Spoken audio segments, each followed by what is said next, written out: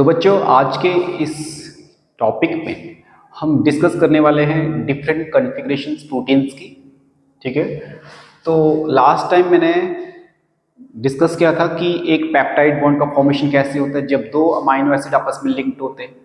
ठीक है, और उसमें मैंने लास्ट एक जब मैंने कॉन्फ़िगरेशन ऑफ प्रोटीन का जो चैप्टर था वो स्टार्ट किया था, तो उसमें हमने प्राइमरी स्ट्रक्चर को डील किया था। तो हम जल्दी से थोड़ा सा प्राइमरी स्ट्रक्चर को एक बार थोड़ा सा और रिवाइज कर लें। नेक्स्ट फिर हम सेकेंडरी, टैरिशरी और क्वाटरनरी को डिस्कस करेंगे। ओके, तो अगर जैसे आपने देखा था कल की यहाँ पे जो आपका प्राइमरी स्ट्रक्चर है प्रोटीन का, ठीक है, तो यहाँ पे आप देख रहे हैं कि ये अमाइनो एसिड आपस में लिंक्ड होते जा रहे हैं। ठीक है, लीनियर फॉर्म में। तो पहले अगर हम प्रोटीन की अगर बात करें तो प्रोटीन को कैसे डिफाइन करोगे? तो प्रोटीन एक्चुअली में these are the hetero polymer of amino acid. इनको बताते हैं hetero polymer of amino acid. बच्चों हेटेरो वर्ड इसलिए यूज कर रहे हैं क्योंकि यहाँ पे डिफरेंट टाइप ऑफ, क्योंकि आपको पता था कि प्रोटीन के फॉर्मेशन के लिए 20 different type of amino acid लगते हैं। तो जैसे अगर आप देख रहे हैं कि यहाँ पे amino acid first, second, third, fourth, fifth, six and so on, तो ये डिफरेंट अमाइनो एसिड हैं, इसलिए हम यहाँ पे हेटेरो वर्ड यूज कर रहे हैं। और पॉलीमर मीन एक अमाइनो एसिड जब दूसरे के साथ लिंक करते जाएगा तो यहाँ पे पॉलीमराइजेशन हो रहा है। तो हम बता सकते हैं कि जो प्रोटीन्स होते हैं, these are the hetero polymer of amino acids, इसलिए इनको हम also called they are polypeptides. Poly mean so many, numerous, जब बहुत सारे अमाइनो एसिड आपस में लिंक्ड करेंगे, इसलिए प्रोटीन के स्ट्रक्चर के लिए हम क्या टर्म यूज करते हैं? पॉलीपेप्टाइड। ठीक है ना, that is linear chain of amino acids. तो आप देख रहे हैं एक लीनियर चेन है अमाइनो एसिड्स की, और यहाँ पे जो बॉन्ड बन रहा है बच्चों, ये वाला बॉन्ड कल भी देखा था हमने, this one is called the peptide bond. So they are linked by a peptide bond. और आपने ये भी देखा था कि पेप्टाइड बॉन्ड का फॉर्मेशन कब होता है? So peptide bond is formed when carboxylic group of one amino acid, ठीक है ना, एक अमाइनो एसिड का कार्बोक्सिलिक और दूसरे अमाइनो एसिड का अमाइनो ग्रुप आपस में रिएक्ट कर रहे थे, और वहां पे रिएक्शन के समय आपको पता था कि एक वाटर मॉलिक्यूल रिलीज हो रहा था, जिसके लिए हमने टर्म की थी डिहाइड्रेशनाइजेशन। ठीक है ना, bye releasing a molecule of water. ठीक है, तो ये देख रहे हैं आप यहाँ पे, दिस वन इज द, ये अमाइनो एसिड्स हैं और इनके बीच में जो ये पेप्टाइड बॉन्ड है, तो हम बता सकते हैं this one is the primary configuration. ठीक है, तो आज का हमारा एम है कि हम थोड़ा सा नेक्स्ट जो है सेकेंडरी कॉन्फ़िगरेशन को डील करें। ठीक है, सेकेंडरी कॉन्फ़िगरेशन को डील करेंगे आज। और सेकेंडरी स्ट्रक्चर में बच्चों हम क्या समझने वाले हैं, इसके स्ट्रक्चर को सीखेंगे। तो देखो, अब जैसे आपने देखा था कि जब प्राइमरी स्ट्रक्चर ऑफ प्रोटीन को आपने देखा, तो वहां पे सिर्फ अमाइनो एसिड के बीच में, अगर एक अमाइनो एसिड है तो इनके बीच में सिर्फ पेप्टाइड बॉन्ड का फॉर्मेशन था। लेकिन सेकेंडरी स्ट्रक्चर में क्या होता है कि in addition to peptide bond, यानी कि इस पेप्टाइड बॉन्ड के अलावा यहाँ पे अमाइनो एसिड आपस में लिंक्ड होंगे किसके साथ? हाइड्रोजन बॉन्ड के साथ। तो यहाँ पे एक बॉन्ड की फर्दर एडिशन हुई, that is the hydrogen bond. एक तो पेप्टाइड बॉन्ड था ही, लेकिन पेप्टाइड बॉन्ड के अलावा यहाँ पे जो बॉन्ड होगा that is the hydrogen bond.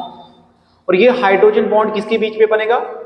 This hydrogen bond is formed between the oxygen of one amide bond and hydrogen of another amide bond. अब ये मैं डायग्राम के थ्रू आपको क्लियर करूंगा कि इसका कहने का मतलब क्या है कि जो ये हाइड्रोजन बॉन्ड बनेगा वो oxygen of one amide bond and hydrogen of another amide bond के बीच में बनेगा।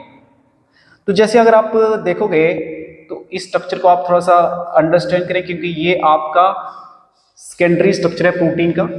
ठीक है ना, और सेकेंडरी स्ट्रक्चर में बच्चों ये जो आपका स्ट्रक्चर है इसको बताते हैं अल्फा हेलिक्स। ये अल्फा हेलिक्स है, क्योंकि हम सेकेंडरी स्ट्रक्चर में दो टाइप कॉन्फ़िगरेशंस को डील करते हैं, एक अल्फा हेलिक्स और दूसरी जो कॉन्फ़िगरेशन होती है उसको कहते हैं बीटा प्लेटेड फॉर्म। तो पहले हम एक्चुअली में अल्फा हेलिक्स को डील करेंगे, जो एक सेकेंडरी स्ट्रक्चर को एग्जिबिट करता है।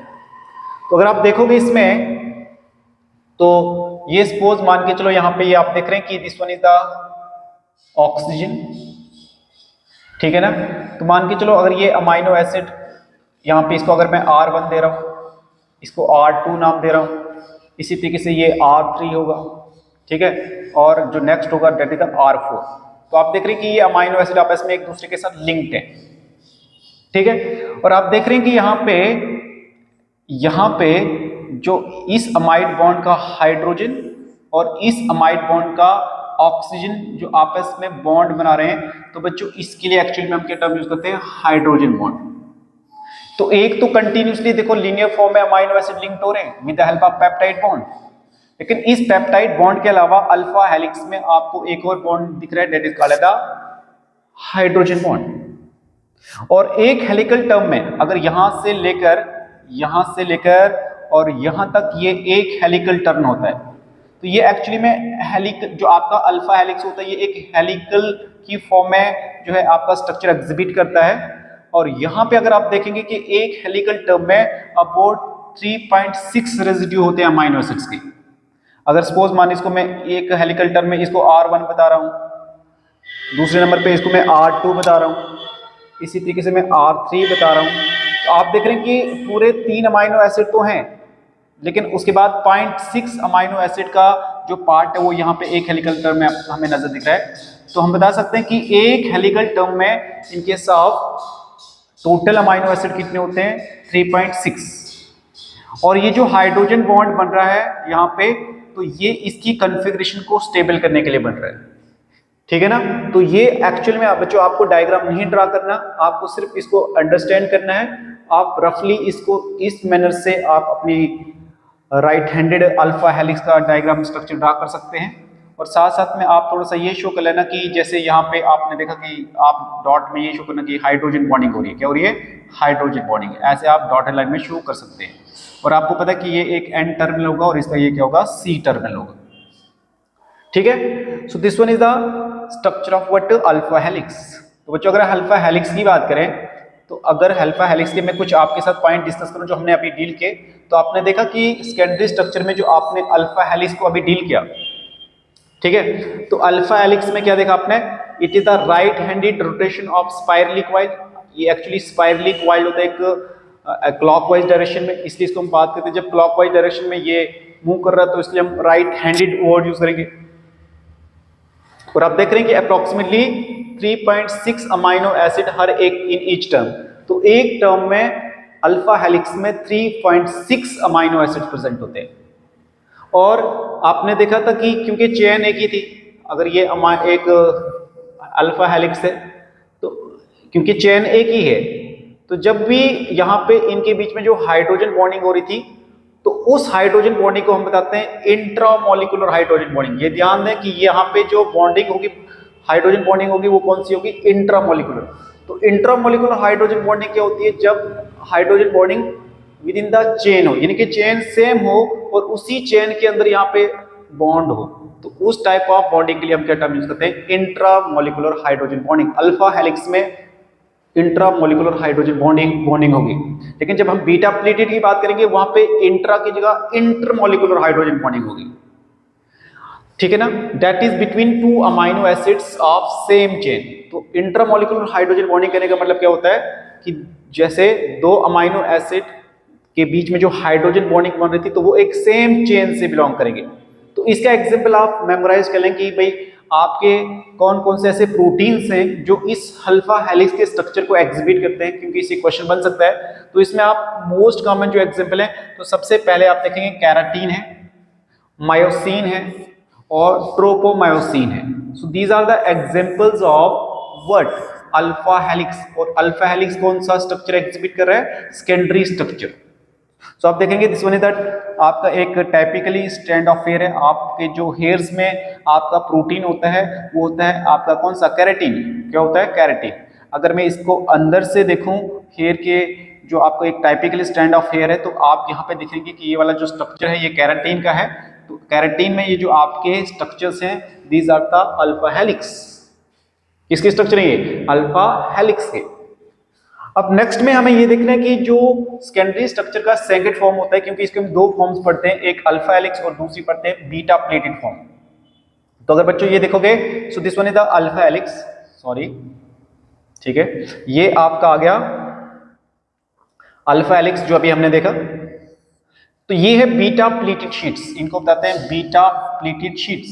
तो दूसरे नंबर पे हम जो सेकेंडरी कॉन्फ़िगरेशन को डील करते हैं that is the beta pleated sheets, beta pleated sheets. So protein molecules has zigzag structure. तो यहाँ पे देख रहे हैं कि जो इनका स्ट्रक्चर है वो कैसा है, जिगजैग स्ट्रक्चर है। दिस वन देख रहे हैं आप, ये जिगजैग मैनर में है। नेक्स्ट यहां पे क्या होगा, जैसे आप देख रहे थे कि अल्फा हेलिक्स में एक ही पॉलीपेप्टाइड चेन थी और ये फर्दर स्टेबलाइज होने के लिए इनके बीच में देख रहे थे कि हाइड्रोजन बॉन्डिंग हो रही थी। लेकिन इन case of beta pleated sheet में क्या होगा कि यहाँ पे दो या दो से ज्यादा पॉलीपेप्टाइड चेन्स आपस में हेल्ड होंगी। तो जैसे आप देख रहे हैं स्ट्रक्चर में एक पॉलीपेप्टाइड चेन ये वाली इस साइड है, दिस वन, इसी तरीके से ये दूसरी पॉलीपेप्टाइड चेन है। तो ये दोनों ही पॉलीपेप्टाइड चेन आपस में आप देख रहे हैं कि यहाँ पे भी किसके साथ लिंक्ड है, ये हाइड्रोजन बॉन्डिंग के साथ लिंक्ड है, ये हाइड्रोजन बॉन्ड्स है। तो आप बता सकते हैं कि यहाँ पे अब जो बॉन्डिंग होगी वो इंट्रा नहीं, वो इंटरमॉलिक्यूलर हाइड्रोजन बॉन्डिंग होगी।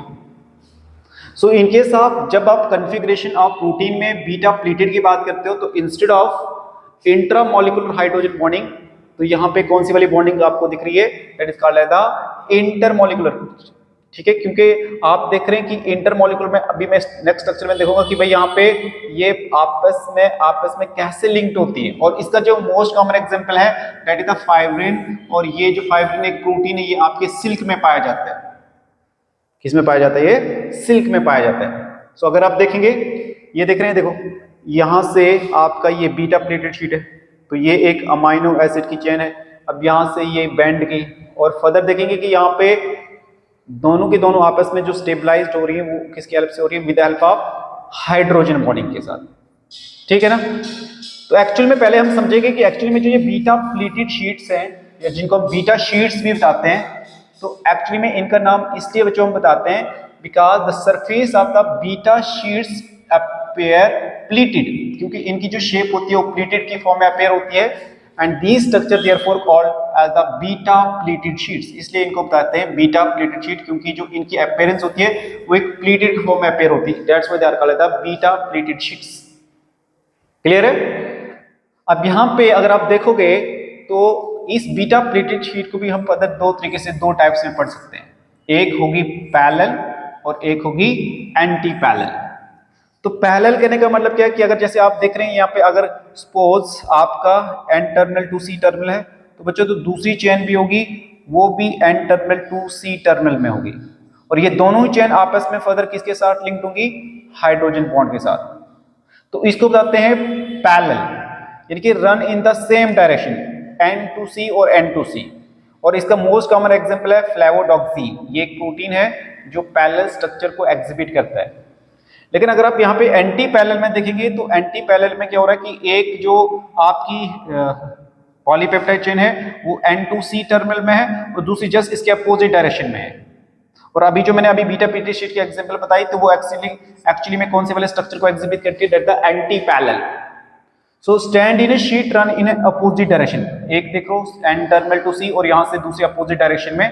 तो इस वाले स्ट्रक्चर के लिए हम क्या टर्म यूज करेंगे, ये आपका कौन सा ओरिएंटेशन शो कर रहा है बीटा प्लीटेड में, that is the anti parallel. तो इससे बच्चों ज्यादा क्वेश्चन क्या बनते हैं, बॉन्ड के बेस पे क्वेश्चन बनते हैं कि बताओ सेकेंडरी स्ट्रक्चर जब आप प्रोटीन का पढ़ते हो वहां पे कौन सी वाली बॉन्डिंग होती है। तो यहाँ पे एक बॉन्ड होगा आपका पेप्टाइड बॉन्ड जो मोस्ट इंपॉर्टेंट है और दूसरा यहाँ पे हाइड्रोजन बॉन्ड। लेकिन जब आपने प्राइमरी कॉन्फ़िगरेशन देखा था वहां पे सिर्फ और सिर्फ पेप्टाइड बॉन्ड था। तो यहाँ पे एक बॉन्ड फर्दर एडिशन हुआ that is the hydrogen bond. But यहाँ पे जब आप सेकेंडरी कॉन्फ़िगरेशन की बात की तो आपने दो पढ़े, एक अल्फा हेलिक्स और दूसरा क्या देखा आपने, बीटा प्लेटेड। तो अल्फा हेलिक्स में आपने देखा कि कौन सी वाली बॉन्डिंग थी, इंट्रामोलिकुलर हाइड्रोजन बॉन्डिंग। और in case of beta pleated form में आपकी इंटरमोलिकुलर हाइड्रोजन बॉन्डिंग होती है। तो ये थोड़ा बॉन्डिंग के बेस पे आपको थोड़ा सा याद रखना है कि क्योंकि क्वेश्चन इससे बन सकते हैं। तो आपको ये बॉन्ड के बेस पे पता होना चाहिए कि बॉन्ड कौन से केस में कौन सी कॉन्फ़िगरेशन में कौन सा वाला बॉन्ड होगा। ठीक है। अब जब नेक्स्ट बात करेंगे तो बच्चों नेक्स्ट में आपका आता है that is the tertiary structure. ठीक है ना। तो अगर आप देखेंगे इस स्ट्रक्चर में तो this one is the tertiary structure of proteins. ठीक है ना। तो आप देख रहे हैं कि टैरिशरी में क्या होगा, जैसे यहां पे पहले अगर मैं इस स्लाइड से पहले अगर मैं ये थोड़ा सा रीड करूं तो बेटर रहेगा, क्योंकि यहां से मैक्सिमम स्टेटमेंट बन के क्वेश्चन आ सकते हैं। ठीक है, आप देखेंगे कि टर्शियरी स्ट्रक्चर जो है it gives us a 3 dimensional view of protein. ये हमें कौन सा व्यू देता है प्रोटीन का? 3 डायमेंशनल व्यू। ठीक है ना। Globular proteins have highly folded tertiary. तो जो भी आपके ग्लोबुलर प्रोटीन्स होते हैं, वो कौन से वाले स्ट्रक्चर को एग्जिबिट करते हैं? टर्शियरी स्ट्रक्चर को। ठीक है ना। They are soluble in water. ये पॉइंट बहुत इंपॉर्टेंट है जिनको मैं सर्कल कर रहा हूं। This structure of protein has following bonds. अब यहां पे सबसे इंपॉर्टेंट ये है बच्चों कि जैसे आपने प्राइमरी और सेकेंडरी में देखा कि 2 बॉन्ड बन रहे थे, एक आपका कौन सा? That is the peptide bond और दूसरा हाइड्रोजन बॉन्ड। लेकिन इन केस ऑफ टर्शियरी स्ट्रक्चर में इनके अलावा आपको यहाँ पे पहला तो भाई एक तो बनेगा ही बनेगा पेप्टाइड बॉन्ड, जो सबसे स्ट्रॉन्गेस्ट बॉन्ड होगा इनमें। उसके अलावा यहाँ पे भी हाइड्रोजन बॉन्ड होगा। हाइड्रोजन बॉन्ड के अलावा यहाँ पे आपको 3 और डिफरेंट टाइप ऑफ बॉन्ड्स याद रखने हैं जो टर्शियरी स्ट्रक्चर में होंगे। तो जैसे डाइसल्फाइड बॉन्ड होगा, जैसे हाइड्रोफोबिक बॉन्ड होगा और जैसे आयनिक बॉन्ड होगा। तो यहाँ पे आपको ये याद रखना है कि यहाँ पे कौन कौन से डिफरेंट टाइप ऑफ बॉन्डिंग होती है। So these are the 5 different type of bondings which are found in case of the tertiary structure. ठीक है ना। और यहाँ पे सबसे इंपॉर्टेंट ये है कि जितने भी आपके मेजॉरिटी ऑफ प्रोटीन्स हैं या एंजाइम्स हैं हमारे सेल के अंदर, अब ये सेल है तो सेल के अंदर जो भी आपके एंजाइम्स और जो आपके प्रोटीन्स होते हैं वो मोस्टली एग्जिबिट करते हैं टर्शियरी स्ट्रक्चर को। बहुत इंपॉर्टेंट है ये। Majority of the proteins and the enzymes in the protoplasm exhibit tertiary structure which is absolutely necessary for biological activities of proteins। ठीक है, तो ये बहुत इंपॉर्टेंट है कि मैक्सिमम हमारे बॉडी के जो सेल्स के अंदर जो प्रोटोप्लाज्म होता है वहां पे जो आपके एंजाइम्स प्लस मैक्सिमम जो प्रोटीन होते हैं वो आपके टर्शियरी स्ट्रक्चर को एग्जिबिट करते हैं। तो बॉन्डिंग में आपको जो यहाँ पे कुछ पॉइंट्स लिखे हैं तो आपको इतना नहीं याद रखना, एटलीस्ट आप इतना याद रख लीजिए कि कौन से डिफरेंट टाइप्स ऑफ बॉन्ड्स यहाँ पे होते हैं। तो पेप्टाइड बॉन्ड, हाइड्रोजन बॉन्डिंग भी होगी, डाइसल्फाइड बॉन्ड, यानी कि इन 2 बॉन्ड्स के अलावा 3 और होंगे, disulphide, hydrophobic and ionic bond भी आपका प्रेजेंट होगा कहां पे? टर्शियरी स्ट्रक्चर में। ठीक है, अगर हम बात करें थोड़ा सा अगर देखें स्ट्रक्चर को, ठीक है ना, तो स्ट्रक्चर आपका secondary structure is equal to, अब देखो सेकेंडरी स्ट्रक्चर में आपने 2 देखे, एक अल्फा हेलिक्स और बीटा प्लेटेड शीट्स। ठीक है ना। तो अब यहाँ पे टर्शियरी स्ट्रक्चर में क्या होगा कि फर्दर जब इनकी ही फोल्डिंग होगी, आप देख रहे हैं कि फर्दर ये सेकेंडरी स्ट्रक्चर का अगर अल्फा या बीटा स्टैंड होगा वो फर्दर आपका क्या करते हैं? फोल्डिंग होती है, और फोल्डिंग होने के कारण जो आपका स्ट्रक्चर बनेगा यहाँ पे वो कौन सा बनेगा? Tertiary structure. ठीक है ना। जैसे यहाँ पे अगर आप एक मोस्ट कॉमन एग्जाम्पल है मायोग्लोबिन। ठीक है, आप देख रहे हैं कि इसका जो स्ट्रक्चर है वो कौन सा स्ट्रक्चर एग्जिबिट कर रहा है? That is the tertiary structure. ठीक है, तो यहाँ पे ये पॉइंट आई होप आपको क्लियर हुआ होगा सारा। अगर मैं इसको थोड़ा सा और डिटेल में लेके जाऊं कि एक्चुअल में आप देख रहे हैं, एक ऑल ओवर व्यू देखेंगे हम थोड़ा सा।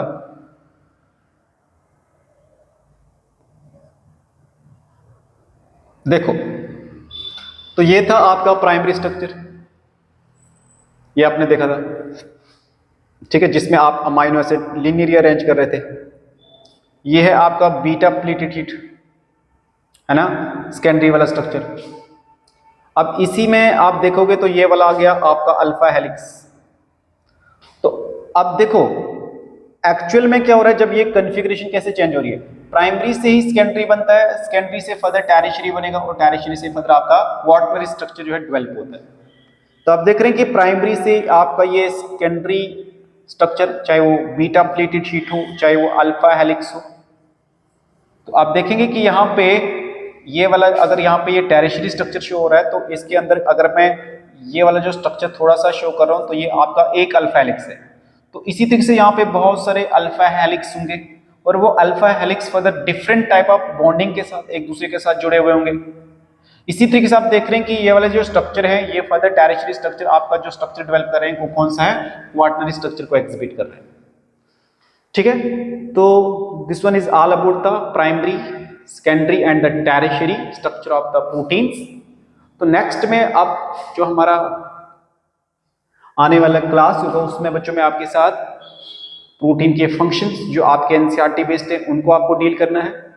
साथ साथ में थोड़ा सा क्वार्टनरी में जो हमें एक एग्जांपल को समझना है, that is called as a haemoglobin, जो हमारी बॉडी के आरबीसी के अंदर एज अ रेस्पिरेटरी पिगमेंट होता है उस, क्योंकि वो कौन से वाले स्ट्रक्चर को एग्जिबिट करता है, क्वार्टनरी स्ट्रक्चर को थोड़ा उसको देखेंगे एंड फंक्शन ऑफ प्रोटीन को भी देखेंगे, तब जाके आपका जो है प्रोटीन वाला पार्ट जो है कंप्लीट हो जाएगा। मिलते हैं नेक्स्ट वीडियो में, तब तक के लिए बाय, टेक केयर।